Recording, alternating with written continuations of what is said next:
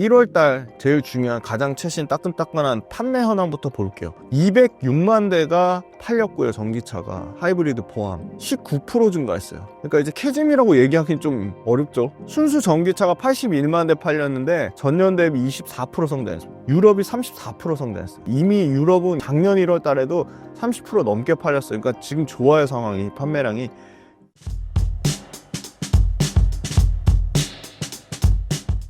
트럼프 정책에 따른 2차 전지 악재는 이미 반영이 되었다고 볼 수 있을까요? 트럼프 악재라는 게 결국은 세액공제 같은 거가 폐지되고 IRA 정책이 축소된다는 건데, 굉장히 그 부분에 대해서 불확실성이 뭐 완전히 제거된 건 아니라고 보고요. 기본적으로 우리나라 그 2차 전지 업체들이 미국에 가서 엄청나게 공장 지은 것들이 혜택 받는 거는 사실은 첨단 생산 세액공제 AMPC인데, AMPC는 제 얘기가 아니라 뭐 대표적인 2차 전지 그룹 뭐 에코프로 그룹이나 포스코 그룹에서도 밝힌 것처럼 트럼프 행정부로 인한 IRA 폐지 우려는 정확한 예측할 수는 없지만, 기본적으로 트럼프를 지지하는 공화당에서 반대 의견이 많기 때문에 어렵고, 그거보다 근본적으로 이미 너무 많이 엄청난 투자가 진행됐고, 그 안에 엄청난 많은 트럼프가 원하는 미국에서 고용을 유발했기 때문에, 뭐 IRA 보조금 자체가 변경되거나 일부 축소될 수는 있지만 이걸 폐기하는 방향 자체는 불가능하다 보고 있고요. 그런 부분이 말씀하신 대로 주가에 선반영된 측면으로 되게 크다고 봐요. 왜냐면 시장에서 제일 무서워하는 거는 불확실성인데, 이거 얼마나 세액공제가 없어지는 거야, 얼마나 기업들이 이익이나 매출에서 손실을 보는 거야, 그런 측면인데, 지금 사실 그거보다 저는 계속 말씀드리지만 중요한 건 보조금에 의존하지 않고 전기차 자체가 얼마나 잘 팔리냐 많이 팔리냐가 제일 중요한 것 같아서, 그 말씀하신 트럼프 정책에 따른 악재는 저는 주가에 좀 상당 부분 반영이 됐다고 보고요. 뭐 여기서 얼마나 뭐 트럼프 이슈를 울겨먹어서 할 거냐? 2차 전지를 투자하는, 물론 영향은 있겠지만 본질에서 좀 벗어난 거라고 보고요. 국내 고객사들이, 국내 2차 전지 업체들이 납품하는 미국과 유럽 공장에서 엄청나게 많이 지어놓은 공장, 그거를 예를 들어 소위 말해서 관세 때문에 어떤 타격을 입는다.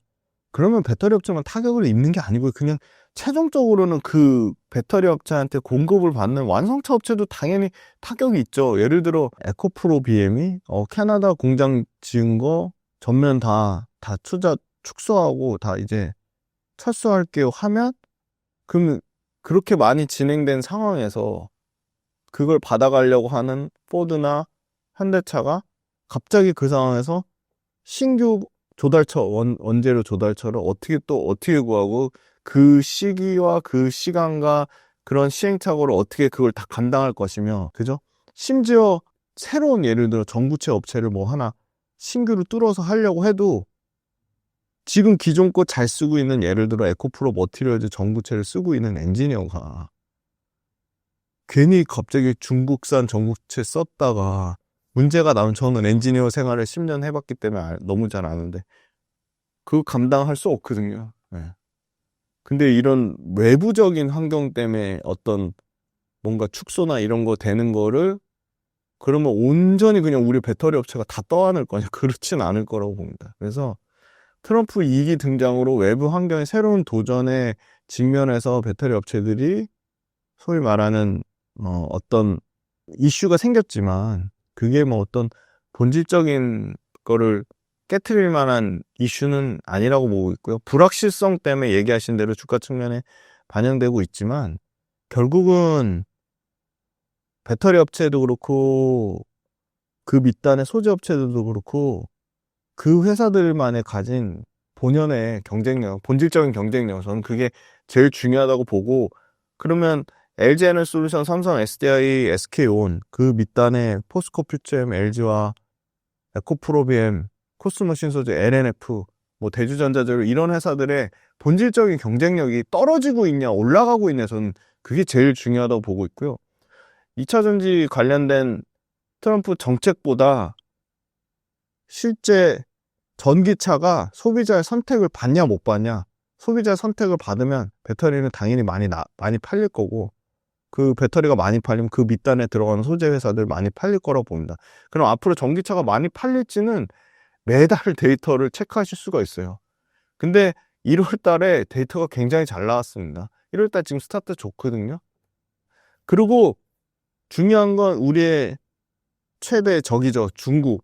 중국을 미국만 견제할 거라고 보지는 않습니다. 저는 유럽이 3월 5일 날 굉장히 중요한 액션 플랜이 나옵니다. 여기서 중국에 대해서 구체적으로 견제하는 안이 나온다? 그러면 다시 한번 2차전지 업체들한테는 굉장히 좋은 우호적인 환경이 나올 것이라고 보고 있습니다. 2025년 2차전지 업황 전망은 어떻게 보시나요? 네, 먼저 1월 달 제일 중요한 가장 최신 따끈따끈한 판매 현황부터 볼게요. 206만 대가 팔렸고요. 전기차가 하이브리드 포함 19% 증가했어요. 그러니까 이제 캐즘이라고 얘기하기는 좀 어렵죠. 숫자가 보여주고 있고요. 순수 전기차가 81만 대 팔렸는데 전년 대비 24% 성장했습니다. 근데 우리는 유럽하고 미국을 봐야 되잖아요. 유럽이 34% 성장했어요. 또 이거 가지고 뭐 기저효과 얘기하시는 분이 있는데 이미 유럽은 1월 달에도 작년 1월 달에도 30% 넘게 팔렸어요. 그러니까 지금 좋아요, 상황이. 판매량이 좋다고 얘기 안 했습니다. 회복되고 있습니다. 미국은 21% 팔렸어요. 증가했어요. 전년 대비. 1월 달 배터리 탑재량이 64기가와트. 요 수치는 좀 기억해 두세요. 월에 배터리 출하량이 좋을 때는 한 64기가와트 정도 되는구나. 배터리 투자한다면서 월에 얼마 배터리 출하량도 모르세요. 그러니까 그런 분들은 투자 안 하시는 게 맞다고 봅니다.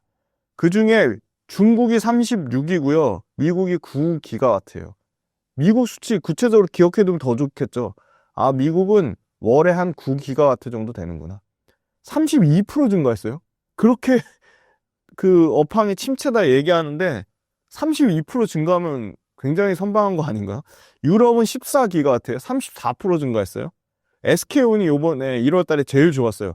2.9기가와트로 35% 증가했고요. LG엔솔 좀 부진했어요. 그렇지만 10% 성장했습니다. 6기가와트. 삼성 SDI가 24% 감소하면서 제일 부진했어요. 2기가와트. 그래서 굉장히 SK온이 요번에 선방했다. 그 다음에 CATL이 25기가와트로 CATL이 뭐 대략 한 20% 정도 증가했습니다. 양극재 출하량이 13만 9천 톤인데 LFP가 7만 5천 톤, NCM 811이 2만 6천 톤, NCM 622이 1만 1천 톤, NCM 523이 1만 8천 톤, NCA가 7천 톤. 그러면 양극재 출하량 중에 LFP가 여전히 한 25%에서 30% 증가했구나. NCM 시리즈는 811이나 622이나 한 10에서 15% 증가했구나. 요 정도 수치는 알아두셔야죠. 그러면 유럽에서 왜 그렇게 좋아졌냐? 유럽 완성차 업체들이요. 전기차 가격에 대해서 프로모션 했고요. 정부가 보조금 주든 말든 자동차 만드는 회사가 프로모션 주고 뭔가 차별화된 정책을 하면 당연히 소비자 선택 받을 확률이 높아지죠. 보조금 의존하지 않더라도요. 그 다음에 유럽의 완성차 업체들이 내연기관차는 오히려 가격을 인상했어요. 그래서 이런 추세가 유지가 되면 전기차가 계속 가격 경쟁력까지 얻으면 가능성 해볼 만한 거죠. 그 다음에 3월 5일 날 액션 플랜 말씀드렸는데 여기서 제일 조금 조심해야 될 거는 탄소 배출 규제 완화한다? 원래 1년 안에 벌금 엄청 때리긴 했는데 그거 3년 유예해준다? 그러면 또 부정적인 얘기가 나올 거예요. 다만 여기서 기대하는 거는 전기차 보조금 다시 주겠다고 하면 지금 보조금 없이 지금 독일하고 영국, 프랑스에서 지금 뭐 50%, 30%씩 성장을 해요. 지금 올해 지금. 그런데 이거 전기차 보조금까지 주겠다고 하면 더 좋아지겠죠? 환경이. 그 다음에 유럽에서 역내 생산 강화를 하겠다고 해요.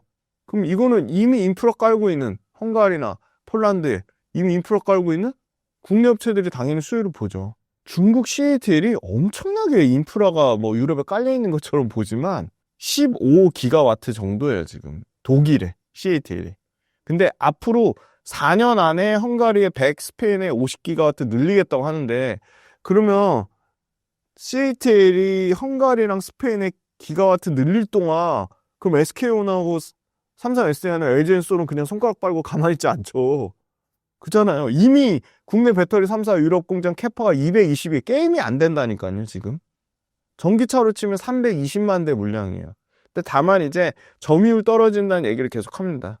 원래는 합산 점유율이 51%였는데 1월달 기준, 1월달만이에요. 전체 앞으로 예상이 그렇다는 게 아니고요. 1월 기준으로 지금 35%까지 떨어졌다는 건데, 그러니까 LG에너지솔루션 폴란드 공장이랑 지금 헝가리 공장, SK온 헝가리 공장이 가동률 박살이 난 거죠.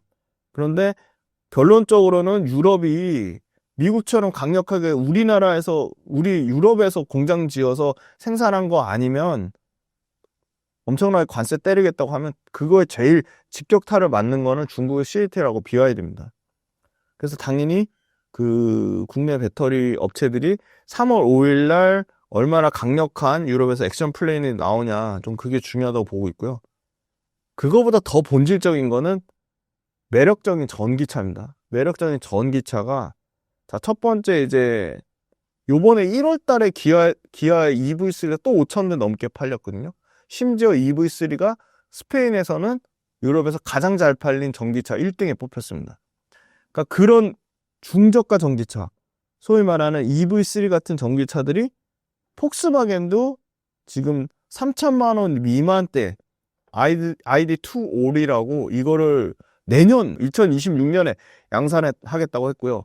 기아는 EV3보다 더 싼 EV2를 유럽에서 이제 신차를 공개한다고 하고요. 심지어 전기 세단, EV4, EV 시리즈가 계속 나올 것 같아요. EV2, EV4. 그리고 지금 그 현대차 같은 경우는 아이오닉 9, 아이오닉 9 같은 경우는 지금 인도 쪽 시장도 지금 공략을 하려고 하고 있고요. 그리고 아이오닉 6가 나옵니다. 아이오닉 6. 그렇게 나오고. 그 다음에 스텔란티스가 대략 7종 정도가 25년하고 26년 걸쳐서 신차가 나와요, 지금. 스텔란티스 요번에 1월 달에 판매량 엄청 좋았습니다.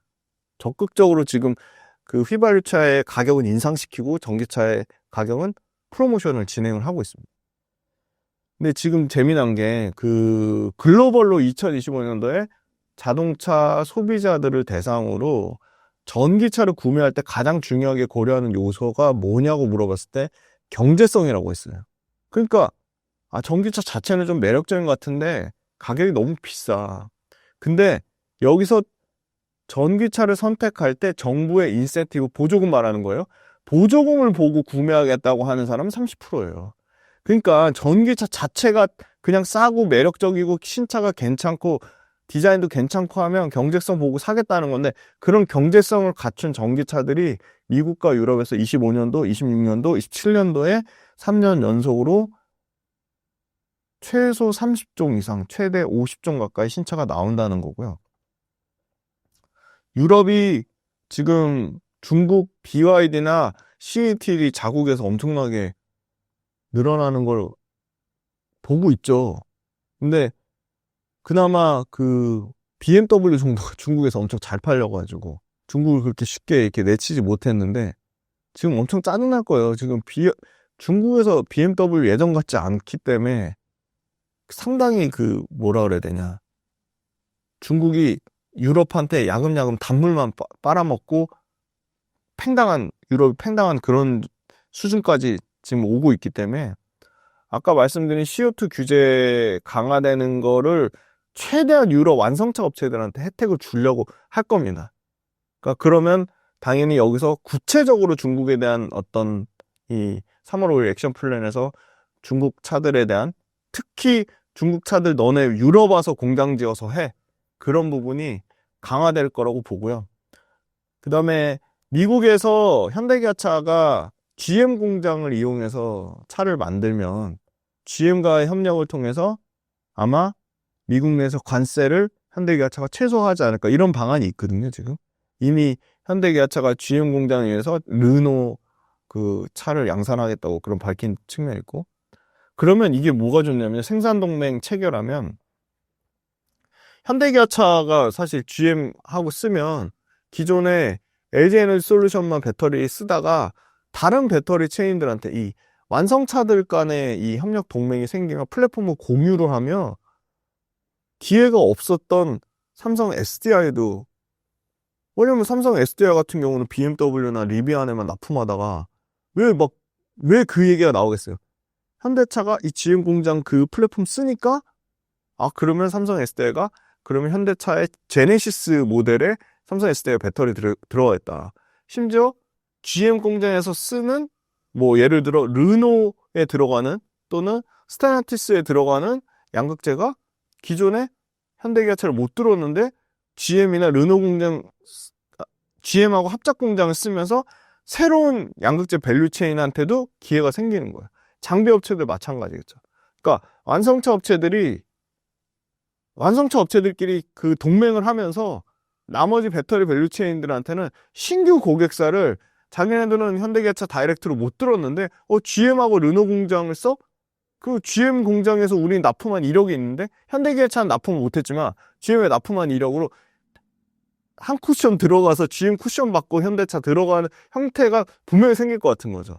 그래서 그런 부분이 어떻게 보면 그 밑단의 밸류체인 업체들한테는 완성차 업체들의 이런 동맹이 최근에 엄청 그 대형 이슈도 있었잖아요. 어디죠? 닛산하고 혼다하고 합병 뭐 그러니까 그런 게 이렇게 취증이 되면 완성차 업체들의 생산 동맹이 더 커질 거고 그 생산 동맹이 커지면 나머지 밑단에 있는 회사도 오히려 기회가 새로운 예상치 못했던 기회들이 생긴다는 거고요. 그런 거는 또 어떻게 좀 추론해 볼 수 있냐면 뭐 에코프로 BM이 우리는 삼성 SDI 의존도가 너무 높았는데 삼성 SDI 의존도 높이고 이미 외부 고객사 이거 뭐 비밀 유지 협약 때문에 말씀드릴 수는 없지만 외부 고객사 어떻게 타진하고 있어요. 심지어 뭐 두세 개 샘플 테스트 납품 중이에요. 이런 얘기가 나온다는 거는 당연히 고객사 입장에서도 그럴 것 같아요. 완성차 입장에서도 파나소닉한테 배터리를 몰빵 주다가 당연히 LG엔솔이랑 CATL이랑 쪼개며 가격 협상력도 배터리 업체 입장에서는 유리하고 밑단의 소재 업체들한테는 새로운 신규 고객사에 대한 기대감도 있는 거고. 그래서 저는 자동차 업체들의 이 생산 동맹을 좀 눈여겨 봐야 될 거라고 보고요. LFP 관련돼서 이미 굉장히 국내 업체 중에 아마 LNF가 가장 빠르게 지금 LFP 양극재 파일럿 라인 구축해서 내년 정도에는 본격 양산하겠다고 밝혔고 포스코 퓨처엠은 이제 LFP보다는 하이 망가니치 쪽을 하겠다고 했고 LFP를 보완한 또는 LFP 배터리랑 가격 경쟁력을 갖출 수 있는 새로운 형태의 그 신규 배터리가 아마 요번에 2025년 인터배터리에서 그런 기술들이 좀 나올 것 같아요. 그래서 그런 부분을 좀 기대를 해봐야 되고 양극재 업체들의 생산 캐파를 이미 엄청나게 많이 낮췄어요. 그래서 LG화학 같은 경우는 올해 기준으로 17만 톤까지 낮췄고요. 그 다음에 그 에코프로비엠 같은 경우도 지금 25만 톤인가요? 네, 그 정도 수준까지 최대한 낮췄죠. 그래서 에코프로비엠도 2027년에 71만 톤을 3년 뒤로 미뤄서 2030년에 71만 톤이니까 낮출 대로 낮췄으니까 생산 캐파에 대한 추가 더 여기서 낮추진 않을 것 같아요. 그런 지금 캐즘이나 여러 가지 유럽에서 중국과의 경쟁, 미국에서 트럼프 관련된 부분까지 다 고려해서 캐파를 조정했다고 보고 있기 때문에 그러면 여기서는 이제 그 캐파에 대한 양극재 떨어진 가격, 그 다음에 최근의 환율 그런 거 보면 대략적인 매출이 유추가 되거든요. 그래서 거기에 맞춰서 좀 합리적인 다시 밸류에이션을 재산정할 수 있지 않을까 그렇게 보고 있습니다. 포스코 홀딩스 전망은 어떤가요?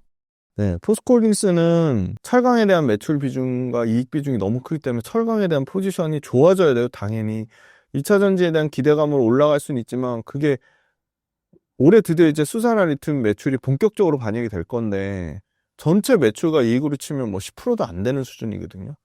그러니까 그게 의미 있게 얘기를 하려면 최소한 30% 이상 올라야 된다고 보고 있고요.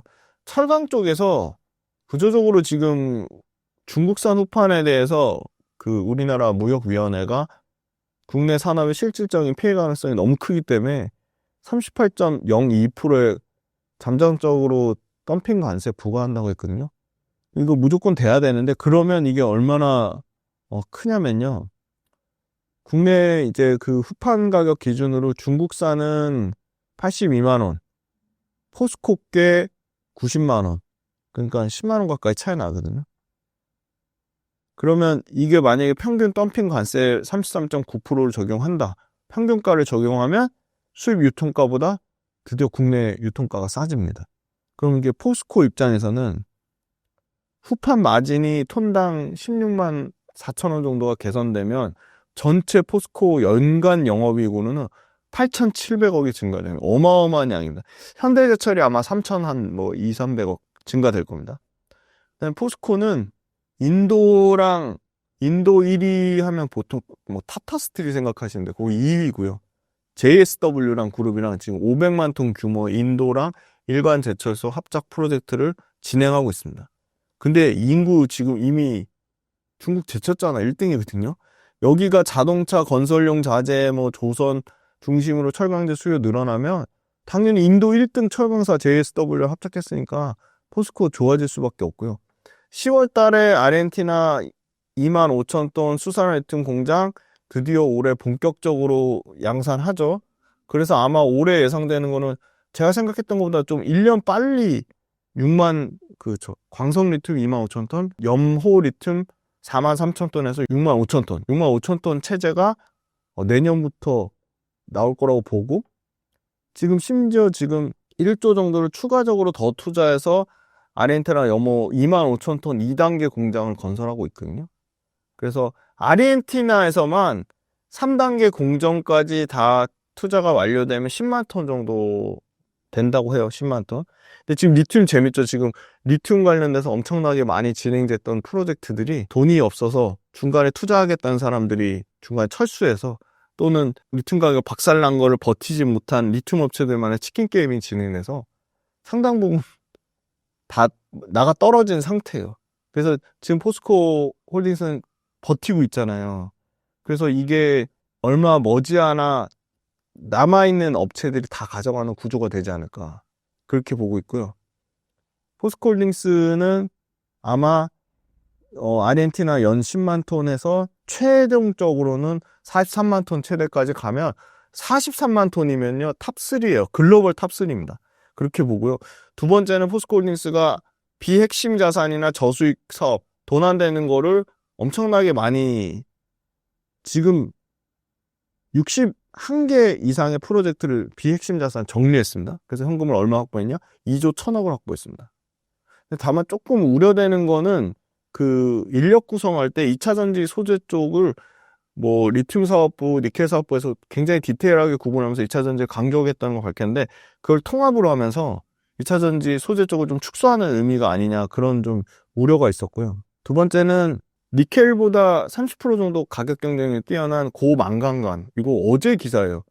지금 광양 LNG 터미널에서 포스코의 고망간강 이거를 20만 킬로리터급 LNG 탱크 7호기를 한창 건설하고 있거든요. 그래서 포스코가 이 LNG 쪽에도 신경을 쓰고 있다.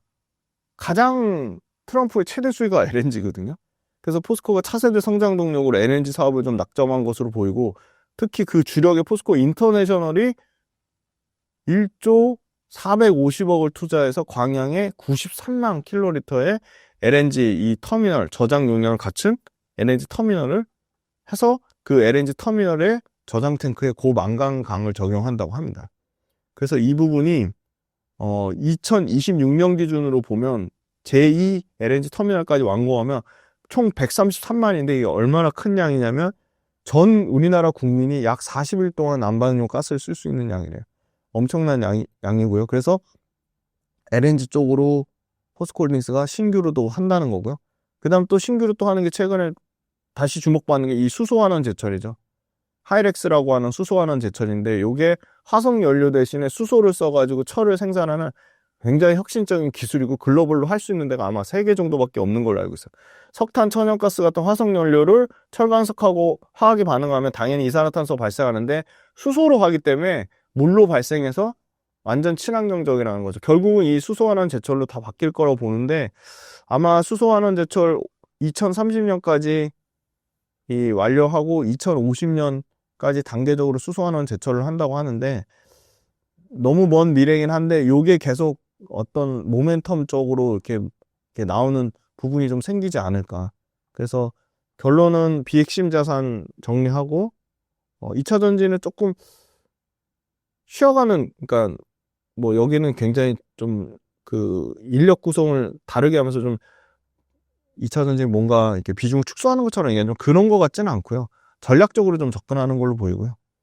그래서 포스코홀딩스는 철강이 좀 좋아질 거로 보고, 두 번째는 철강이 가격이 더 안 떨어지려면 중국에서 공급량을 계속 체크를 해야 되는데, 중국도 여기서 이렇게 엄청난 공급량을 늘리기는 어려울 거라고 보는 이유가, 중국 경기가 내수 경기가 조금 회복되면 인프라 쪽으로 투자가 되거든요.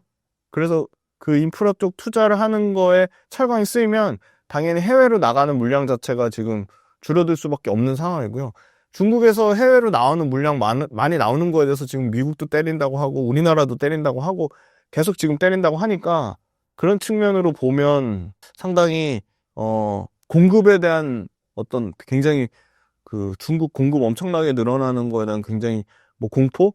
그거를 조금 지금 벗어나는 단계는 아닌가 그렇게 봐서, 아마 이거 지금 아까 말씀드린 그 중국산 후판에 대한 이 반덤핑, 이것만 만약에 추가적으로 확정이 난다 그러면 뭐 8,700억이 이익이 더해지는 거고, 수산화 리튬 쪽 그 아르헨티나 리튬 정상적으로 양산되는 거 물량 올해 아마 이익 반영되면, 올해는 이제 6만 5천 톤까지는 안 되고 한 대략 4만 3천 톤이면 4만 3천 톤에 계산해 보세요.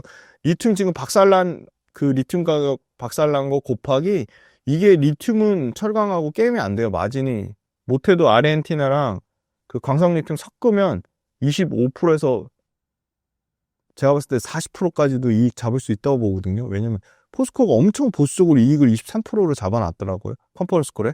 그래서 그럼 뭐 포스코 컨퍼런스 콜에 맞춰서 25% 이익 잡아도 최소한 더해지는 이익은 5천억 이상이라고 봅니다. 근데 얼마나 생산될지 그걸 봐야 돼. 생산량 기준으로 계산해 봐야 되니까. 그래서 아마 지금 20만 원대 초반까지 엄청나게 빠졌는데 지금 바닥권에서 다시 올라오고 있는 모습이어서 포스코홀딩스는 좋아질 일만 남았다. 저는 그렇게 보고 있습니다. 올해 2차 전지 업황에 주목할 만한 이슈나 호재는 어떤 게 있을까요? 일단은 완성차 업체들이 전기차 판매량을 조금 늘리고 있다는 거고요. GM이 일단 전기차 판매 목표를 30만 대로 잡으면서 판매량을 전년 대비해서 한 30% 정도 증가를 예상을 하고 있고요. 그 다음에 이제 GM 말고 테슬라도 올해 25%에서 30% 정도 목표를 좀 증가를 시켰고요. 그 다음에 이제 세 번째는 완성차 업체들, 아까 말씀드린 그게 있었죠. 그 생산 동맹으로 인해서 이제 그 밑단에 이제 밸류체인 소재 업체들한테 새로운 고객사 컨택의 기회가 좀 생긴다는 거고요. 포스코 퓨처엠을 뭐 예를 들어 말씀드리면, 포스코 퓨처엠 같은 경우도 뭐 선택과 집중을 하고 있다. 에코프로비엠도 마찬가지로 선택과 집중하고 있는데, 그 저수익성 사업을 정리하기 위해서 구미 양극재 공장, 구미는 사실 만 톤밖에 생산 능력이 안 되기 때문에 포스코 퓨처엠이 이제 연에 18만 5천 톤에 비하면 상당히 규모는 적은 거예요. 그래서 오히려 이렇게 그 그러니까 가장 하이니켈 양극재를 생산하는 쪽에 더 집중하기 위해서 구미공 양극재 공장을 정리를 결정을 했고요. 그리고 보시면 이제 포스코 퓨처엠이 음극재 쪽에 지금 사업을 지금 축소하고 있거든요. 음극재 가동률이 30% 아래로 떨어지면서 OCI랑 합작한 음극재 소재 관련된 P&O 케미칼 지분도 매각을 했고요. 그리고 중국산 의존도가 높은 이 흑연 쪽보다는 오히려 포스코 퓨처엠도 흑연 대신에 이 실리콘 음극재 개발하면서 실리콘 음극재 사업을 좀 대비를 하고 있고요. 그다음에 이제 모든 선택과 집중이라 해서 모든 투자를 다 끊냐? 그건 또 아닙니다. 캐나다 이쪽 GM하고 합작하는 캐나다 법인에는 오히려 5천억 가까이 투자를 해가지고 캐나다 퀘벡주에다가 연 3만 톤의 하이니켈 양극재 공장을 짓고 있고 리튬 중심의 광산을 확보하고 있다. 그다음에 이제 네 번째는 포스코 퓨처엠이나 에코프로비엠이나 LG화학이나 모두 이 밸류체인 내재화에 지금 사활을 걸고 있다. 에코프로를 예를 들어서 말씀드리면 결국은 에코프로 머티도 투자하고 에코프로 BM도 투자해서 그린에코라는 인도네시아 현지 니켈 재련소 그린에코 여기에서 실제로 그린에코를 통해서 니켈을 조달받아서 그 니켈을 가지고 에코프로 머티리얼즈에서 전구체를 만들고 에코프로 머티리얼즈 전구체를 통해서 에코프로 BM 양극재로 나가는, 그래서 결국은 이 선순환 구조를 통해서 에코프로 BM의 양극재가 엄청나게 원가 경쟁력을 통해서 가격을 상당히 LFP 배터리 못지않은 가격대로 맞춘다는 거고요. 다만 이제 좀 예상했던 소위 말하는 그 뭐 하이망간이라든지 다양한 LFP 양극재 신규로 개발해서 그쪽도 포지션을 늘리겠다고 하는 부분은 아까 말씀드린 선택과 집중에 따라서 신규로 개발했다. 또 얘기 많이 나왔던 게 미드니켈이거든요. 요런 미드니켈, 뭐 LFP 양극재, 그다음에 하이망간, 망가니츠 요런 쪽이 생각보다 좀 지연된 측면이 있고요. 중국하고 합작했던 부분들은 뭐 전면 취소되거나 중단되면서 이런 투자가 상당히 조정이 되고 있다. 네 번째는 리튬과 니켈의 가격 하락이 좀 어느 정도 하방 그 경직성을 좀 유지하고 있어서 여기서 더 빠질 거라고 보는 거는 논리적으로 좀 비약이 좀 크다고 보고 있고요. 그리고 이제 에코프로 말고 포스코홀딩스 같은 경우는 당연히 이제 포스코홀딩스가 더 요거 그림 재밌어요. 이거 그 조업 자동화 프로세스인데요. 포스코가 이제 소위 말하는 보스턴 다이내믹스의 그 휴머노이드 로봇을 이용해서 이제 공장에 실제 투입을 하고요. AI 기술이랑 결합돼서 소위 말하는 스마트 팩토리죠. 그러니까 스마트 팩토리를 전환하기 위해서 이런 자동화 기술을 적극적으로 도입하려고 하고 있어요. 실제 도입을 하고 있고.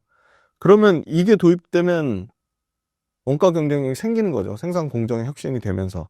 그러니까 비용단에서 줄어들면 당연히 그게 마진으로 이어질 거라고 보고요. 포스코가 도입하면 당연히 LG나 에코프로 쪽에서도 적극적으로 도입을 할 것이라고 보고, 그래서 포스코는 사실은 어떤 로봇 회사를 갖고 있죠? 뉴로메카라는 로봇 회사의 지분을 갖고 있고요.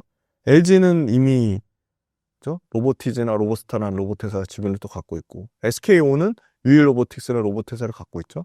그런 자동화, AI 기반의 이런 그 공정의 혁신이나 그런 부분이 좀 나올 것이라고 보고요. 그다음에 이제 마지막으로는 2차 전지 업체들이 생각보다 전기차의 부진을 다른 부분에서 좀 벌크업이 되지 않을까?